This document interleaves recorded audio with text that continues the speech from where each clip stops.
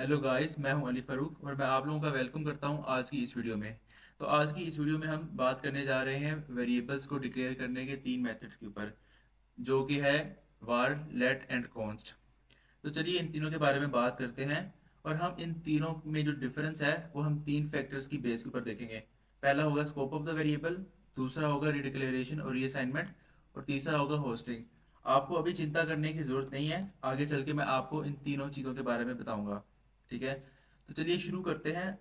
पहले मैं आपको छोटा सा इंट्रोडक्शन देता हूँ। वो ये कि जब जावास्क्रिप्ट को रिलीज़ किया गया 1995 में, 1995 से लेके तो 2015 तक जो वेरिएबल्स को डिक्लेयर करने का तरीका था वो था वार के ज़रिए। तो जितने भी डेवलपर थे वो इस तरह से वार के ज़रिए वेरिएबल्स को डिक्लेयर किया करते थे। लेकिन जैसे ही 2015 में ES6 को इंट्रोड्यूस करवाया गया, तो ES6 में वेरिएबल्स को डिक्लेयर करने के दो मजीद नए तरीके इंट्रोड्यूस करवाए गए, जिसमें था एक लेट और दूसरा था कॉन्स्ट। चलिए तो बात करते हैं इन तीनों के बारे में। मैं शुरुआत करूंगा वेरी वार वाले वेरिएबल से, इस वाले वार से शुरुआत करता हूँ अपनी। सही है, तो बेसिकली हमारे पास जो मेथड है वेरिएबल्स को डिक्लेयर करने के वो तीन है। एक है वार, दूसरा है लेट और चौथा है कॉन्स्ट। तो इन तीनों के बारे में हम बात करेंगे। सही है, तो मैं शुरू करता हूँ वार से। तो वार में ये होता है कि हमारे पास जो है इसका एक तो लोकल स्कोप होता है और एक होता है ग्लोबल स्कोप। ठीक है, तो इसके बारे में बात करते हैं, स्कोप के बारे में। तो वार का जो है अपना एक लोकल स्कोप होता है, इसका लोकल होता है, और इसका जो है ग्लोबल स्कोप होता है। तो मैं चलिए इसके बारे में बताता हूँ आपको।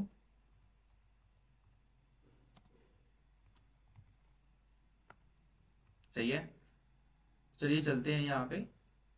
तो होता ये है, लोकल और ग्लोबल का मतलब ये है कि अगर एक वेरिएबल को ग्लोबली डिक्लेयर करवाया गया है तो उसको हम किसी भी फंक्शन के अंदर या किसी भी ब्लॉक के अंदर जो है एक्सेस कर सकते हैं। लेकिन अगर इसका जो स्कोप है वो लोकल है, मतलब कि इसको अगर किसी फंक्शन में डिक्लेयर करवाया गया है तो हम इसको आउटसाइड द फंक्शन एक्सेस नहीं कर सकते हैं।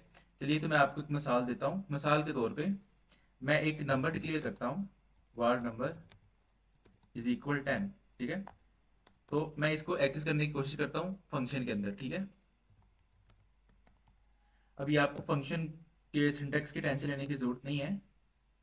तो आगे चल के हम फंक्शंस को भी क्लियर जो है देखेंगे, इनको भी देखेंगे कि क्या सीन है इनका। लेकिन अभी के लिए अब मैं जो समझा रहा हूँ आप वो समझने की कोशिश कीजिए कि वेरिएबल जो है इसकी स्कोप का मतलब क्या है। ठीक है, चलिए तो मैं इसको जो है सिंपली कंसोल लॉग करता हूँ। कंसोल लॉग से मुराद ये है कि इसको प्रिंट करता हूँ। ठीक है, तो ये मेरे कंसोल में प्रिंट हो जाएगा नंबर की वैल्यू। तो आगे चल के मैं कंसोल के बारे में भी बात करता हूँ। ठीक है, तो इसको जब मैं जो है रन करूंगा। अच्छा, इससे पहले मैं एक चीज़ एक्सपेक्ट कर रहा हूँ कि आप लोगों ने मेरी पहली वाली वीडियो देखी हो और उसके अंदर जो है मैंने कंप्लीट सेटअप किया हुआ है। उसके अंदर हमने क्या किया था, हमने नोड जेएस को इंस्टॉल किया था अपने मशीन के अंदर, और हमने विजुअल स्टूडियो कोड को इंस्टॉल किया था। ठीक है, तो इसके अलावा आप लोगों ने कुछ भी करने की ज़रूरत नहीं है। तो आप लोगों ने बस इतना करना है कि नोड जेएस और विजुअल स्टूडियो को इंस्टॉल करना है, और उसके बाद आपने एक एक्सटेंशन इंस्टॉल करनी है जिसका नाम होगा कोड रनर। ठीक है, यहाँ पे अगर आप लिखें कोड रनर,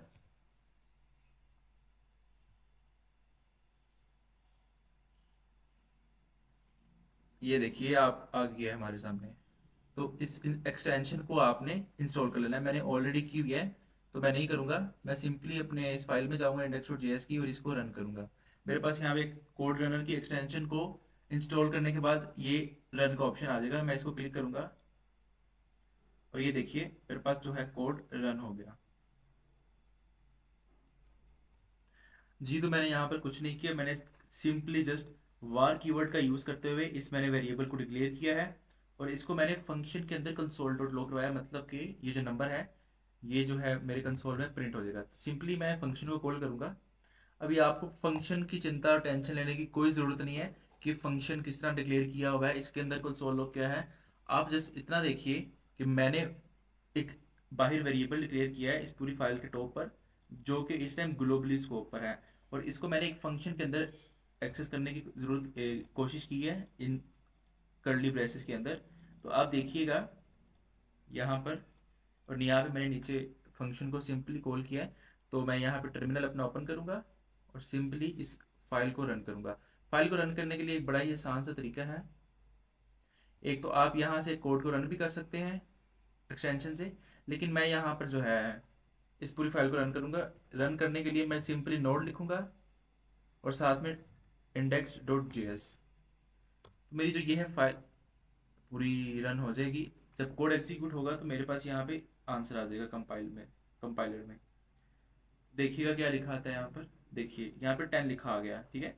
तो ये जो ग्लोबल स्कोप वेरिएबल है, ये फंक्शन के अंदर एक्सेस किया जा रहा है।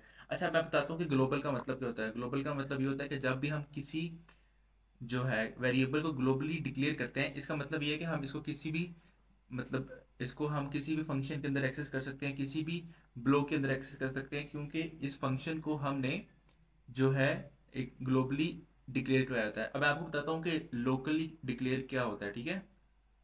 लोकल डिक्लेयर क्या होता है। अगर मैं किसी वेरिएबल को इस फंक्शन नेम नाम के फंक्शन के अंदर डिक्लेयर कर दूं, जैसा कि var num2, ठीक है। इसको मैं वैल्यू दे दूं 20 की। ये इसको 20 मैंने वैल्यू दे दी, और मैं अब इसको जो है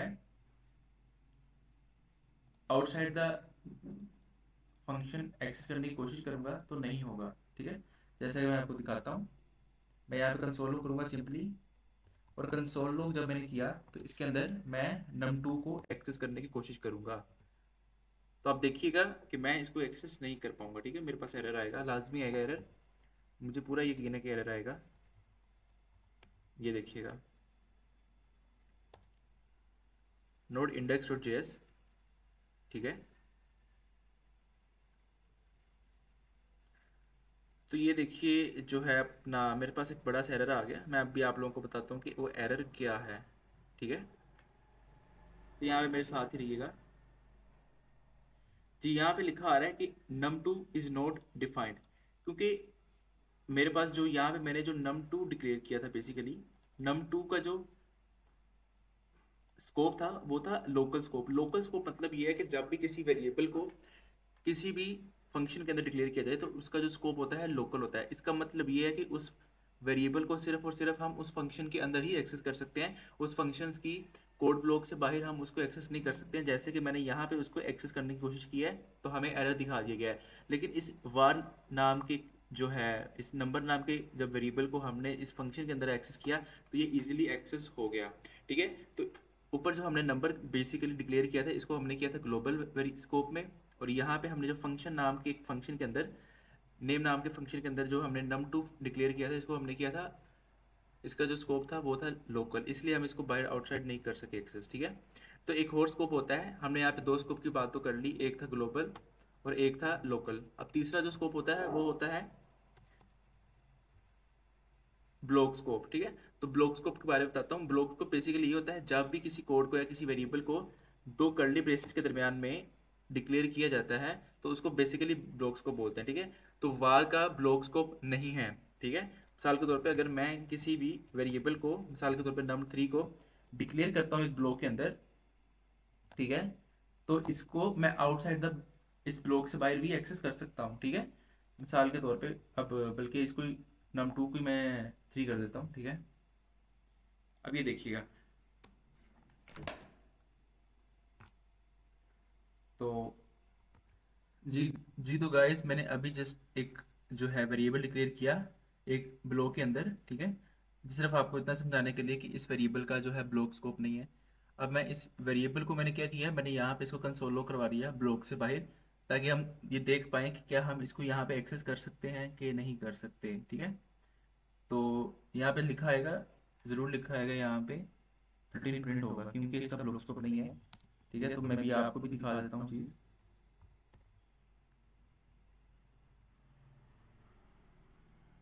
तो यहाँ पे मैं इसको प्रिंट करने जा रहा हूँ जी। तो गाइज मैं इसको एंटर करता हूँ तो देखिएगा यहाँ पे आप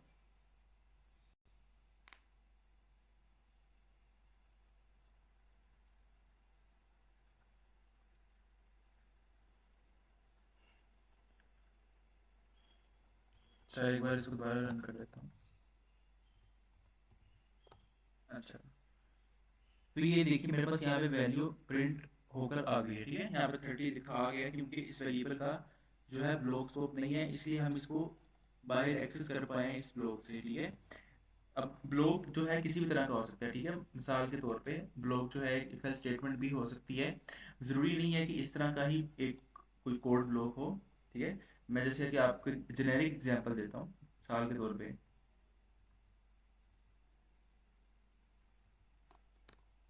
जैसे कि यहाँ पे मैं इफ़ लिखता हूँ, इफ़ ट्रू। अब आपको इफ़ की भी जो है इफ़ स्टेटमेंट की भी जो है टेंशन लेने की ज़रूरत नहीं है। इसको भी जो हम आगे जाके कवर करेंगे। ठीक है, तो बस आप ये देखते जाइए कि मैं कर क्या रहा हूँ। ठीक है, तो अगर मैं यहाँ पे जो है इसको डिक्लेयर करूँ, ठीक है गाइस, तो मैं इस वेरिएबल को इसके अंदर डिक्लेयर करता हूँ। ठीक है, दोबारा से लिखूँगा var num3, और ये देखिएगा मैं इसको इसके अंदर जो है एक्सेस करने की जब कोशिश करूँगा, तो गाइस उससे पहले ठीक है, तो ये देखिएगा मैं दोबारा से नोड इंडेक्स डॉट जेएस लिखूँगा और इसको रन करूँगा, तो ये देखिए मेरे पास यहाँ पे 30 प्रिंट हुआ आ गया है। देखें, इसको हम इस कोड से बाहर भी कर पाए एक्सेस। तो जैसे कि मैं बता रहा था कि इस वार वेरिएबल का जो है लोकल स्कोप होता है और ग्लोबल स्कोप होता है, और इसका ब्लॉक स्कोप नहीं होता। ठीक है, तो इसकी रीडिक्लेरेशन और रीअसाइनमेंट की बात करते हैं। ये बड़ी सिंपल सी चीज़ है। वो ये कि हम जो वार से हुआ, वार कीवर्ड से डिक्लेयर किया गया जो हमारा वेरिएबल है, उसको हम चेंज भी कर सकते हैं, मतलब उसको ओवरराइड कर सकते हैं, और उसको हम बाद में रीअसाइनमेंट भी कर सकते हैं, मतलब उसकी वैल्यू को हम चेंज भी कर सकते हैं। मिसाल के तौर पे मैं यहाँ पे 100 लिखता हूँ। ठीक है, और इसको मैं बाद में 200 भी कर सकता हूँ। ठीक है, जैसे कि ये देखें, अब मैं इसको कंसोलो करूँगा, देखते हूँ मेरे पास यहाँ पे 200 लिखा आता है कि नहीं आता। ठीक है, आना चाहिए वैसे, और आएगा भी। ये देखें, मैं रन करता हूँ नोड इंडेक्स डॉट जेएस को, तो मेरे पास यहाँ पे 200 लिखा आ गया। जैसा कि आप देख सकते हैं, पहले मैंने वार से डिक्लेयर किया वेरिएबल को 100, इसको मैंने वैल्यू असाइन की। असाइन करने का मतलब ये होता है कि मैंने उस वेरिएबल को, नम नाम के वेरिएबल को 100 वैल्यू दे दी। ठीक है, तो क्या होगा बेसिकली, मेमोरी में एक जगह जाके 100 वैल्यू स्टोर हो जाएगी, और जो ये नम नाम का वेरिएबल है ये उस मेमोरी को पॉइंट करेगा बेसिकली। तो जब भी हमने मेमोरी में से इस वैल्यू को एक्सेस करना होगा, तो हम सिंपली नम लिखेंगे कंसोल लॉग डॉट में, जिस तरह से हमने लिखा, तो हमारे पास उस मेमोरी ब्लॉक से जो वैल्यू है वो गेट हो जाएगी। ठीक है, तो हुआ ये, यहाँ पे मैंने इसको इनिशियली 100 वैल्यू दी, लेकिन उसके बाद मैंने वैल्यू चेंज कर दी, मैं 200 इसको वैल्यू दे दी। तो जैसे ही मैंने इसको कंसोलो करवाया, मेरे पास यहाँ पे 200 वैल्यू जो है वो प्रिंट हो गई। ठीक है, तो इसको कहते हैं री असाइनमेंट, मतलब कि हम इसकी वैल्यू को बाद में चेंज कर सकते हैं। ठीक है, अब यहाँ पे रीडिक्लेरेशन की बात करते हैं। ठीक है, बेसिकली रीडिक्लेरेशन में होता ये है कि हमारी जो वैल्यू है वो ओवरराइड हो जाती है। ठीक है, जो कि हम नहीं चाहते कि हो, जो कि गलत बात समझी जाती है, जो कि एप्लीकेशन में बाद में बग्स का बायस बनती है। ठीक है, तो मैंने यहाँ पे किया, नम नाम का दो वेरिएबल्स को डिक्लेयर किया। पहले मैंने उसको 100 वैल्यू दी, फिर मैंने उसको 200 दी। तो अब देखिएगा इस वैल्यू जो है वो ओवरराइड हो जाएगी। तो मेरे पास अब यहाँ पर जो वैल्यू आएगी वो होगी 200। ठीक है, सॉरी मैं यहाँ पे कंसोलो करवाना भूल गया। ठीक है, मैं यहाँ पे इसको रन करता हूँ नोड इंडेक्स डॉट जेएस को। देखा, मेरे पास वैल्यू आ गई 200। सही है, तो अब बात करते हैं होस्टिंग की। बेसिकली होस्टिंग में होता ये है कि हम जो वेरिएबल है उसको हम एक्सेस कर सकते हैं उसके डिक्लेयर करने से पहले। मिसाल के तौर पे मैं क्या करता हूँ, इसको ऊपर ले जाता हूँ। ठीक है, अभी हमने यहाँ पे जो है, अब बेसिकली जो जावास्क्रिप्ट है ये एक इंटरप्रेटर लैंग्वेज है। इंटरप्रेटर लैंग्वेज का मतलब ये होता है कि ये जो कोड है उसको लाइन बाय लाइन एग्जीक्यूट करती है, मतलब पहले पहली वाली लाइन का कोड एग्जीक्यूट करेगी, फिर दूसरी लाइन पे आएगी उसके कोड को एग्जीक्यूट करेगी। तो ये एक कंपाइल लैंग्वेज नहीं है सी प्लस प्लस की तरह, जिसमें पहले पूरा एक कोड कंपाइल होता है उसके बाद रन होता है। ठीक है, ये कोड जो है लाइन बाय लाइन रन होता है, और जिस लाइन पे एरर आता है कोड वहीं पे रुक जाता है। उससे ऊपर वाली जो कोड्स की लाइन है वो रन हो जाती है, ठीक है। तो मैं यहाँ पे होस्टिंग का मतलब होता है कि एक वेरिएबल को एक्सेस करना उसकी डिक्लेयर करने से पहले ही। तो यहाँ पे हमारे ऊपर जो है वेरिएबल को कहीं पे भी डिक्लेयर नहीं किया हुआ, ठीक है। तो मैं यहाँ पे ट्रू लिख देता हूँ क्योंकि हम इसमें दोनों चीज़ें कर सकते हैं। अच्छा, अब हम होस्टिंग की बात कर रहे थे, तो यहाँ पे जो है हम इसको एक्सेस कर सकते हैं, लेकिन इसकी इनिशियली जो वैल्यू है वो क्या होगी, वो होगी अनडिफाइंड, ठीक है। अनडिफाइंड है इसकी वैल्यू, क्योंकि अभी हमने वेरिएबल को नीचे बेसिकली इनिशियलाइज किया है, लेकिन हम ऊपर वेरिएबल को जो है एक्सेस कर सकते हैं। तो बेसिकली यही होती है होस्टिंग।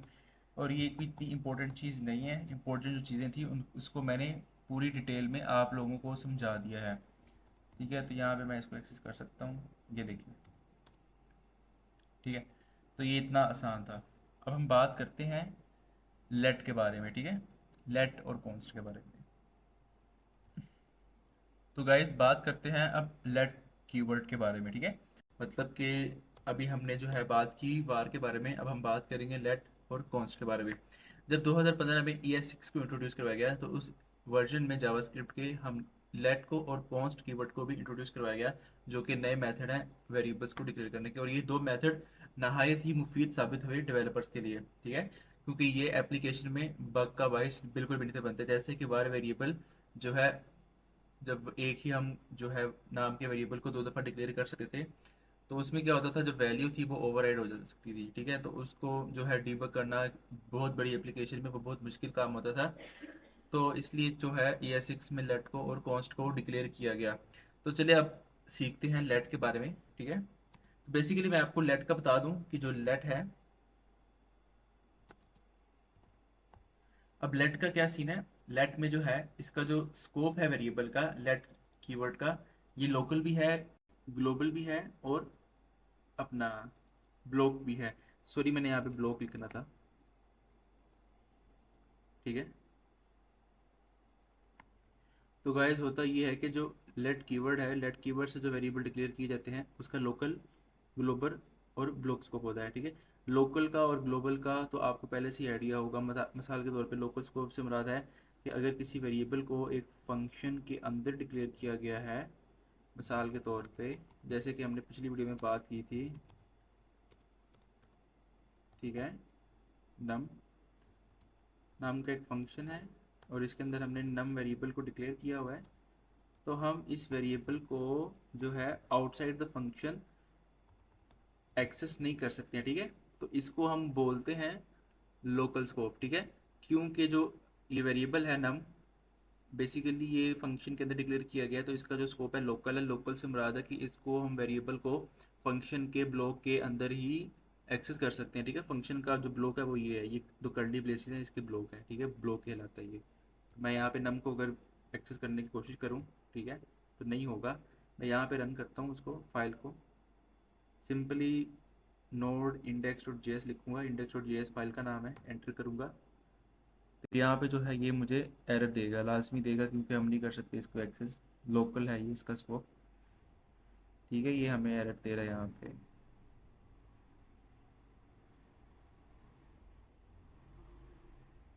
तो देखिए नहीं हो सका बाहर जो है, सॉरी, मुझे यहाँ पे, अब ठीक है, ठीक है। तो बेसिकली नाम और वेरिएबल सेम हो गया था, फंक्शन का नाम और वेरिएबल का नाम। तो ये यहाँ पे कंफ्यूज हो रहा था कि क्या है। अब दोबारा इसको रन करूँगा फाइल को।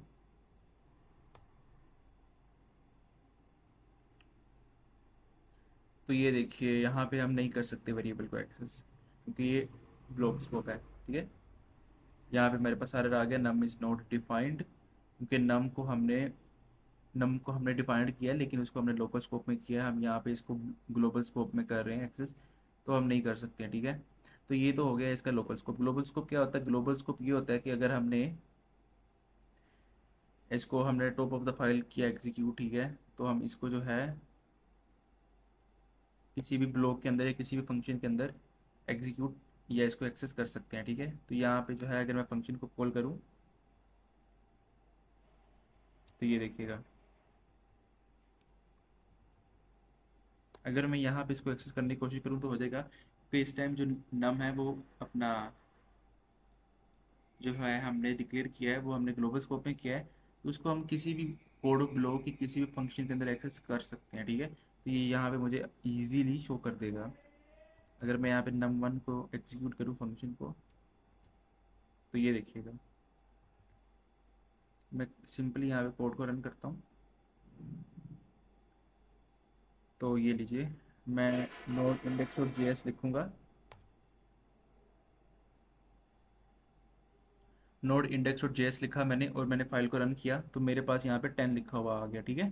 तो बेसिकली जो वेरिएबल था नम नाम का, इसको हम एक्सेस कर सकते हैं। तो ये है इसका ग्लोबल स्कोप, ठीक है। ग्लोबल स्कोप में ये, इसलिए हम इसको कहीं पे भी एक्सेस कर सकते हैं, इस फाइल के अंदर कहीं पे भी एक्सेस कर सकते हैं। ये इसका ग्लोबल स्कोप हो गया। अब हम बात करेंगे ब्लॉक स्कोप के बारे में। बेसिकली ब्लॉक स्कोप होता ये है कि अगर किसी भी वेरिएबल को अगर किसी ब्लॉक के अंदर एक्सेस किया जाए फंक्शन के अलावा, ठीक है, किसी भी, अगर इस करली ब्रेसिस में मैं कर दूँ मिसाल के तौर पे, लेकिन कर्ली ब्रेसिस के अलावा अगर हम किसी भी इफ एल स्टेटमेंट को ले लें, फॉर लूप ले लें। अब आप पूछेंगे फॉर लूप क्या होती है, इफ एल्स क्या होती है। बेसिकली ये भी एक ब्लॉक लेवल के एलिमेंट्स हैं, स्टेटमेंट्स हैं। तो आगे जाके हम इनको भी कवर करेंगे। अभी फिलहाल आप इस ब्लॉक को ज़हन में रखें, ये ब्लॉक इफ़ भी हो सकता है, कुछ भी हो सकता है। अभी मिसाल के तौर पे हम इफ़ ले लेते हैं। तो अगर मैं इसको ट्रू कर दूँ यहाँ पे ऐसे, तो यहाँ पे मैं अगर कंसोल लॉग करूँ, अच्छा अच्छा, यहाँ पे मैं डिफाइन,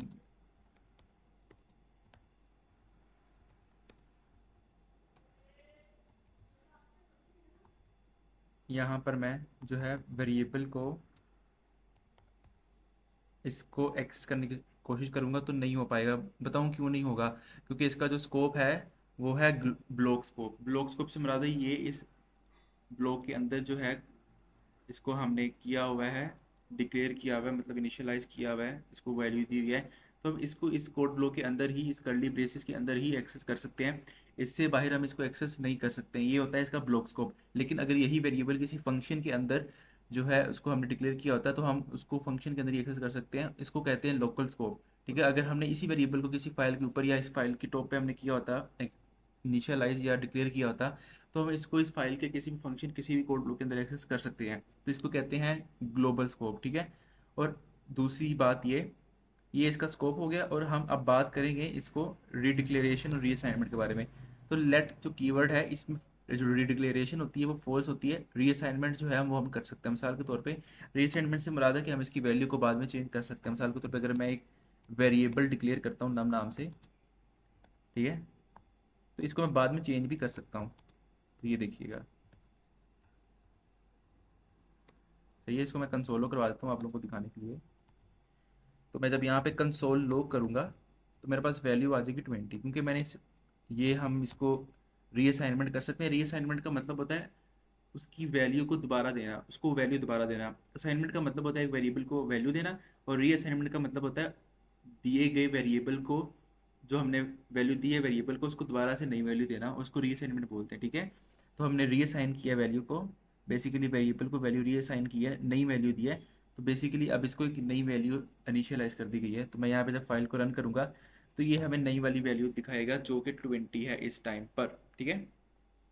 तो ये देखें, यहाँ पे 20 शो होना चाहिए, 20 हमारे पास शो हो गया।